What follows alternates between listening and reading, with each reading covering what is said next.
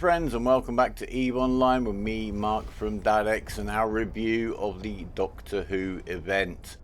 Now, I made a video just before the event really talking about the discussion, shall we call it, about this event, whether it should be taking place at all, in fact, when the developers should be addressing other issues in the game. And I said we'd come back and see after the event and see actually how it played out, which is probably the best thing to do, rather than getting too excited over speculation. So that's what we're going to do right now. Now, these sites were visually stunning, I have to say that. 10 out of 10 for the design, for the incorporation of the Doctor Who assets. I'll put up a little slideshow at some stage, just some of the really cool pictures that I got, screenshots as I was flying around. We had a very good go at this event the first week and a half. Then we were away for my mother's funeral. We got back at the weekend. We've had a little go since. So this is based on the first week and a half of the event running. It's been running for 2.5 weeks. So part of this will require your input as to how things may have changed in the later part of the event. This is actually the level 1 filament exploration site. I'm doing it in an Alpha Heron. Do everything in an Alpha Heron when it comes to hacking, don't I? And it's very easy running. I don't miss any hacks, no stress whatsoever. We've got the little features on the site, the red ones and the blue ones, which don't really have much of an effect on you. They can boost your speed or slow you down while you're hacking, but they're much more of an issue on the combat sites, particularly the higher tier ones. And everything is going well. We're having no problem finding the initial sites that are open that you just need to scan down. We've been going into low sec and looking for those. We found lots and lots of them. Let me know if you stayed in high sec, what was the competition for those sites like? We found some nice quiet systems that you could go through. There might be 4 or 5 already spawned in there. While you're hacking those and the time we spent scanning them down, we sometimes got a couple more spawn right while we were there. I think generally speaking, when there's an event on, I always go into low sec to try to find the sites. There's just so much less competition there. Showing you some beautiful screenshots as I'm chatting away. The downside of low sec, if you're a little bit inexperienced, is obviously the extra level of security that you need to have in place. You may get interrupted. I just left sites if somebody joined me on them. I wasn't going to mess about in my little Heron. I didn't need to. There seemed to be plenty of sites probably in the next system for me to go and do. You spend a little bit of time waiting around maybe for local to clear, or you just get distracted and get into a cormorant or something and go and mess with people. Get them out of the system so you can hack the sites. That's the beauty of low sec, you can do that. But do leave a comment, let me know how you got on out in high sec looking for sites, because I'm thinking of those new players brought in, the Doctor Who fans. Look, I found a t-shirt. We'll talk about the loot situation in a moment, but I did find a nice Tom Baker scarf designed t-shirt. Yeah, the new players coming into the game, the Doctor Who fans, obviously I don't expect them to be coming into low sec and risking all, unless they're being very brave and have watched lots of my videos very quickly. If they've come into the game to do the event and they're having a real trouble just finding the sites to get into the event, that's obviously going to be a little bit of an issue.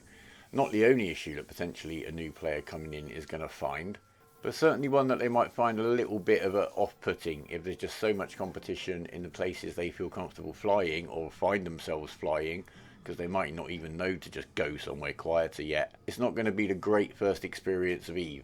Now, one worry that I had was that new players to the game might find an event involving hacking and combat sites a little bit much to get their head round. I'm very pleased to say that CCP did think about this. They liaised with a German streamer called Erstlag. I hope I pronounced that right.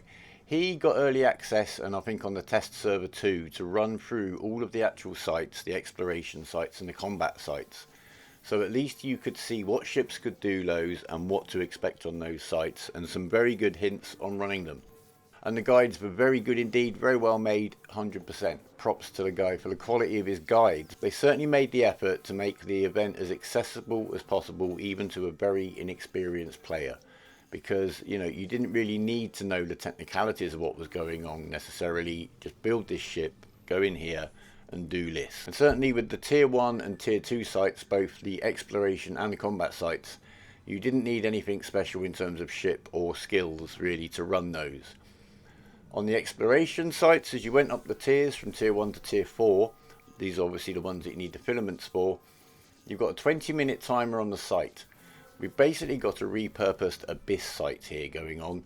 So it's got that 20-minute timer, it's got the boundary. Only on these sites, if you go out of the boundary of the area, you come back in the opposite side. It's a very good change of the dynamic and very useful on some of the sites to save you having to fly back and forth across the bubble, especially when you're on a timer. So it did become quite challenging on the level 3 and level 4 sites to hit all of those boxes in that 20-minute timer. Dexter actually did the tier 3 and tier 4 ones in his Helios. I did tier 1s and tier 2s in my Alpha Heron. And that went pretty well. I think between us, one box was blown up, and I'm not going to embarrass him by saying who it was. But you had plenty of time on the timer on these tier 1 sites. It was a gentle introduction. It was ideal for new players, not to make them rush. They got plenty of time to get their head around what's going on. There was no hazard on the exploration sites at all, apart I guess from the timer, which would collapse the pocket. And the hacks themselves, as I said, were pretty straightforward. But I was once told by a very wise man that I was the master of unlocking. And check this out, the easiest hack I've ever had. It's right there, first place I clicked. I had one-step hack once in a wormhole. That got me 140 million. This one didn't get me 140 million, which gets me onto the subject of loot and progression through the event. But first, let's sort you guys out some loot in the skin giveaway. And here is this month's giveaway skin. It's for the Vargur, the Minmatar Marauder battleship, Tech 2 battleship. It's very bling. I like it. It looks nice on this hull. On screen now, you'll see the names of the lucky capsuleers that won the venture skins I gave away from the last video. I do have some more venture skins in the stash because obviously I had my break, couldn't make the full complement of videos this month. But we'll save those for another day. The Vargur skin, I've just checked on ePraisal, is worth about 650 million ISK at the moment up in Jitter. So even if you can't fly one, you've no intention of flying one, try to get your hands on one. It will be a huge help to your bank balance if nothing else. Just fly to Jitter, then redeem the skin code there. Don't be flying about with this skin in your hold anywhere near that nest of thieves and murderers. But to get your hands on one, you're going to need to leave a comment down below with your in-game name in the comment. Just let me know how you got on in the event, particularly if you found the loot change during the event. I know they did change some of the component drops quite early on, but that wasn't really the issue that I had, as we'll talk about. So yeah, how did you find it? Did you enjoy it? Did you get rich off it? Did you have a bit of a poor time loot wise? Did you not give it a go? Were you not interested? Let me know down below. I'm always happy to hear your opinions. Okay, we switch footage now to Dexter with his Omega ult going into a tier 2 combat site in his Vexor. It's a very basic Vexor fit, nothing special, nothing expensive whatsoever. But back to the subject of the loot and the progression. Basically, my experience was this. I hacked 14 of the kind of open access low sec sites that you scanned down before I got one blueprint drop to make a filament for any other kind of site. Between 14 and 18, I got one more blueprint copy, which were both for the tier 1 exploration sites drop. So I've done 18 sites, and that was a fair chunk of time, as I say, maybe not at the grindstone, doing other stuff as I'm going along, getting distracted and getting chased off, etc, etc. But that was probably about 4 hours of me plodding around, and that was all I got. So I've now got 2 filaments to go onto the tier 1 exploration site, and I go out to high sec to do those. I see there's one for sale in Stackmon for silly money, but I thought, come on, I want to get some footage because as a content creator I wanted to get some footage to make a guide to show, you know, how I was getting on with it and some tips based on my experience. I bought one more for 50 million, so I ran those 3 tier 1 exploration site filaments, and I came out of it with no more blueprint copies. I got a snowball, I got the t-shirt that you saw there on one of them, and that was about it. In fact, I just had to go back to low sec and basically start from the beginning. I mean, yeah, I had a stash of components now, but I still couldn't get the blueprint copies. There weren't even any locally for me to buy. I probably would have spent a couple more 100 million just to try to get some progression in the event. But that wasn't to be. Now, between Dexter and I, he went on to do much better than I did. He was getting blueprints quite regularly. He was getting a variety of blueprints between the exploration sites, the combat sites. He did have a bit of a problem getting some of the components, but that's fair enough. We had bought some because obviously some people are entitled to play the event and make money off the market. I mean, that's part of EVE. So yeah, we were buying some stuff off of there. In fact, here is my entire loot stash from the event. So this is after about 18 of the open exploration sites, 5 of the level 1 exploration sites using the filament, 2 of the tier 2 exploration sites using the filament.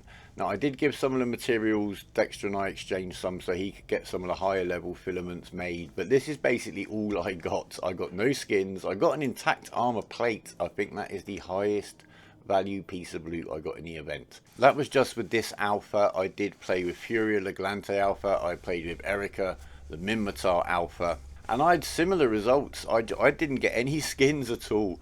Dexter was getting skins even just off the low sec sites you just had to scan down. What it really illustrated to me was that if I just played EVE in isolation, I would have found this pretty dreadful, to be quite honest with you. It was fun, it looks brilliant. I mean, as you can see, the sights, the sounds, everything about it, the way it's been integrated. Obviously it's going to be a bit of a mashup. You can't seamlessly splice Doctor Who and EVE because apart from being science fiction, they've got pretty much nothing else in common. So Daleks flying through space and getting shot, I don't think that's ever happened in Doctor Who as far as I can remember. Not that I'm an expert and I'm very out of date, but you know, it works in the context of this event. And for those people that were worried about the lore being dented or whatever, it's gone now. I mean, there's still obviously some pieces of loot etc exist, but you don't have to see them. No permanent effect on the universe whatsoever. But for me, it just got to that point where the thought kept popping up in the back of my mind, well, this is quite fun and it's novel and it's brilliant to look at, but I could have made so much more money doing almost anything else that I'd normally do, from mucking about on the belts in a 5mm destroyer to, you know, whatever. But as I'm always say, you can't just judge EVE by ISK per hour unless you want to, because how you judge your EVE play is totally down to you. So the novelty, the fun and the interest, and seeing the Abyss site, the mechanic, used in a different way was very interesting. They obviously also use it for the PvP arena combat. It'd be nice to see that used in different ways over time and just tweaking the dynamics the way they did here. So I enjoyed the event for what it was. I didn't get a very good return off the time I put into the event, but that's not necessarily what it's all about. I just can only hope that I had an extremely bad experience in terms of the loot drops. I've been told that I have. I did check with one of the devs in our Discord, and the drop rate should have been about a filament for the next level up every 3.5 sites that you were doing, and I obviously achieved nowhere near that. EVE Karma dictates that one of you out there was getting like 5 filaments every site, but that is the way this game works. You can't win them all, I guess. But yeah, I'm glad that I could see how somebody else was getting on at the same time as me, because it kind of gave me a bit more of a balanced view. But maybe there was a bit too much of an allowance on that RNG that it could get that bad. I don't know. I know what the average was set at, but they must also kind of set a min and a max, I guess. So maybe that needs a bit of adjustment, but it's the first time they run this particular event. I don't think there's been another event in the past that was quite so many stages and you need this from here and then that from there. So it all needs tweaking over time. So I'm glad the event happened. I hope people enjoyed the event as I did enjoy the event, but I also hope most people got more ISK out of it than I did. Anyway, I'm going to leave it there, short and sweet. I did promise you that I'd come back and talk about this event after it had happened, after all that speculation. So I've come back to do that. Normal service will be resumed very soon. I'm going to give the skins out from this giveaway on Sunday. So get your comments in fast. I want you to get those skins while they're holding their value. It does go down a little bit. So yeah, maximise the value if you do get yourself a skin. I'm going to give 6 out off of this video, and then we'll spread the rest out through the next few videos in the month. Thanks very much if you're still here at the end of the video. If you found this interesting, enjoyable and or entertaining, please leave it a like, because the algorithms seem to like that kind of thing. Very close to 7,000 subscribers, quite a milestone. I think I need about 28 more. So hit that shiny red button if you haven't already and you think you might be up for some more of our shenanigans in New Eden. We're going to be back to Liamar Alpha, and some other bits and pieces I've been cooking up. But for now, my friends, take care of yourselves and each other. I hope the Loot Fairy loves you more than she loves me. Fly brave, and for now, my friends, goodbye.